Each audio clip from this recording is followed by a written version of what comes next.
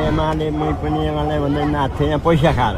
खसी कटाएर अनि तेल फ्रीमा हालिदिन्थ्यो केटाहरूलाई गाडीमा फ्रीमा किन हाल्नु पर्यो किन हामी मासु भात खानाले मरेका छौँ नि अनि एमाले नभए भत्ता पाइँदैन भत्ता नदियोस् न गरेरै खाएका छौँ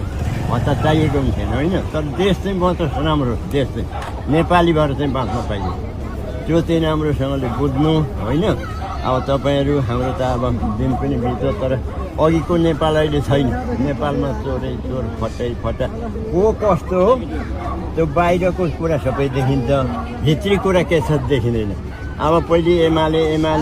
भनेर तपाईँको त्यो एमालेको मान्छे बिराख्न माधव नेपाल आउँदा यहाँ सबै मान्छे गए घर छोडेर भरे त उसको अहिले मात्रै अनुहार देखिँदैछ अब तपाईँको अहिले भित्री कस्तो छ बाहिर त देखियो तर भित्री हुनुपर्छ एउटा चाहिँ अब नेपाल देश जसरी बाँचोस् हामी नेपाली भएर बाँच्न पाऊँ हामीहरू त अहिलेको पञ्चायती व्यवस्था कस्तो छौँ अब चाइनाले चाहिँ तपाईँको रेल दिएको छ त्यो बिजुलीले चल्ने ती छोडेर गए अनि अब यो चाहिँ कपडा